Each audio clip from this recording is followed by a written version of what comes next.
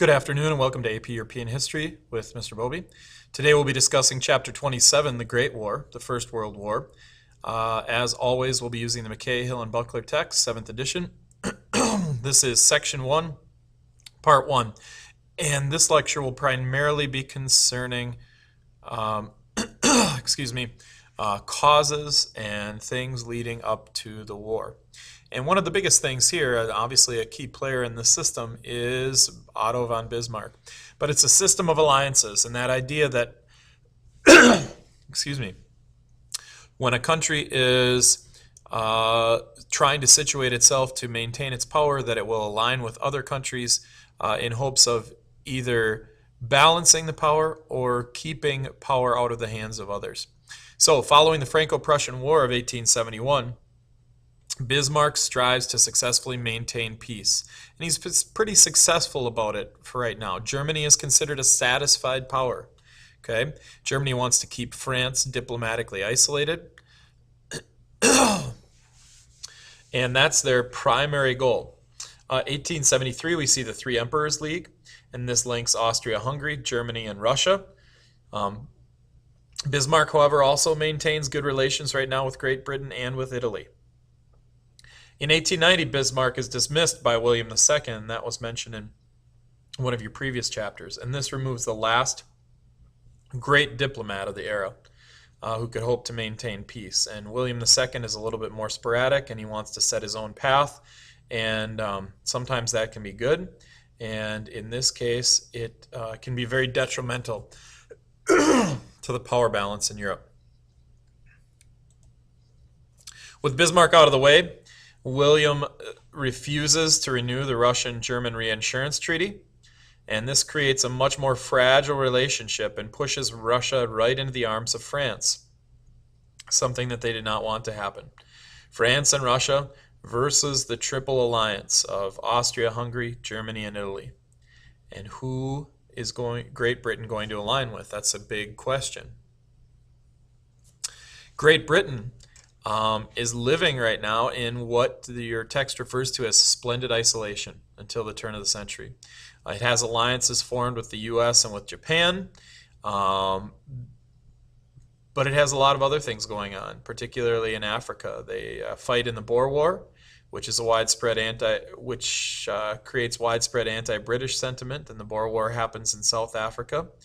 At the Algeciras Conference in 1906, they try to answer the question of Morocco, and Germany is left out. And this obviously makes Germany feel very resentful towards Great Britain.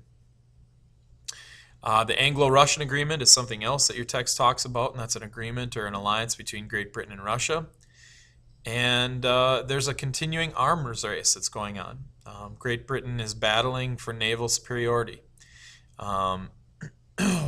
German Admiral Alfred von Tirpitz believes that a legitimate mark of a world power is a great navy, a country that can control the seas.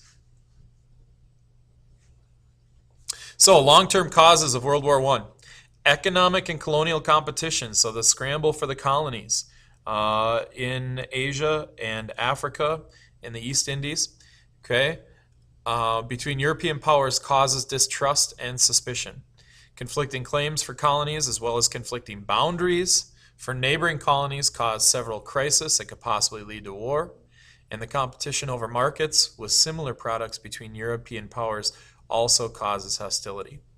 A long era of peace made war less horrible and even quite possibly a thrilling experience. As you can see in All Quiet on the Western Front, which we're watching now, there are a lot of people that are very excited very early on because they think it's something that will end very quickly. Kind of the myths that people are telling themselves about war. A sort of camp, whereas some might get hurt, but not me. There's a belief that a war in Europe would be bloody but also short. Each side felt extremely confident that they would win, and this overconfidence is what is going to get all of Europe into some trouble. Other long-term causes, generally poor leadership. This included Kaiser Wilhelm of Germany and Tsar Nicholas of Russia, who was weak and indecisive, and a ruler in Austria-Hungary that was very old and possibly going senile.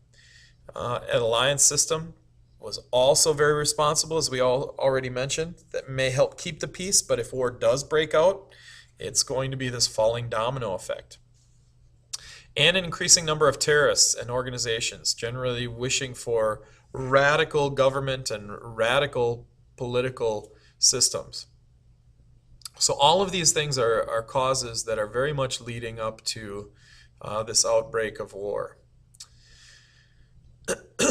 As we move on through the steps of how things start, nationalism destroys Austria-Hungary and the Ottoman Empire. And this is seen as a positive, especially by the rebellious peoples who fought for autonomy and independence. However, what you are also taking out of the equation here is stability. And that lack of stability is going to continue to thwart southeastern Europe for years and years to come. Arguably, it's still thwarted today. There's a lot of unrest in the Balkans. So in 1878, they have a Congress of Berlin, and they try to agree on what exactly is going to happen. Austria-Hungary occupies Bosnia and Herzegovina. Ottoman Empire retains the southern Balkans. Serbia and Romania win independence, and Bulgaria wins local autonomy. Serbia, however, becomes increasingly aggressive and looks to Russia because of their ties and the commonalities between the Slavic peoples. In 1908, Austria-Hungary formally annexes Bosnia and Herzegovina, and Serbia is outraged by this. Here we see the Balkans in 1878. You can see the Ottoman Empire. Okay, the line around it is the Ottoman Empire before 1878. You see the green is the Ottoman Empire afterwards. The parts that were controlled by Austria-Hungary, occupied by Austria-Hungary, and then independent or autonomous provinces. Okay, and although they're not the primary players in World War I, they're definitely a spark plug for what is about to happen. The Balkan Wars of 1912 and 1913, we see how things drastically change, okay, between 1878 and 1914, if you want to take a quick look at the map. Bulgaria expands, okay. Serbia is broken up. The Ottoman Empire is broken up. Bosnia-Herzegovina will eventually be taken by Austria-Hungary. Then you have Montenegro, Albania. This is much more in 1914 what the map will not look like after World War II, and will then again look like as we move into our modern era that we're in today. The Balkan Wars. The first Balkan War was in 1912, Serbia and Greece, and Bulgaria versus the Ottoman Empire. Serbia and Greece end up fighting over Albania, but ultimately Serbia, Greece, and Bulgaria are successful in kind of breaking apart the Ottoman Empire even more. The second Balkan War in 1913, Serbia, Greece, Romania, and the Ottoman Empire versus Bulgaria. Austria intervenes and forces Serbia to give up Albania. There are just continuous ties between the people in the Balkans and continuous ties of bad blood and history, of not quite being able to separate ethnicities, which is something that they sought desirable, and make up completely autonomous countries. Austria-Hungary is extremely fearful of breaking apart. So, June 28, 1914, Archduke Franz Ferdinand, who's heir to the Austro-Hungarian throne, is assassinated in Bosnia by Gavrilo Princip and the Black Hand. The Black Hand is his terrorist organization. Immediately following the assassination, Germany, because they are in an alliance, okay, pledges full support to Austria-Hungary.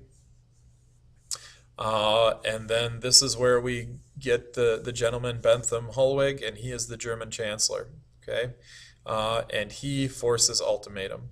One of the people that felt that it would be healthy for Europe to go to war and to iron all of these things out.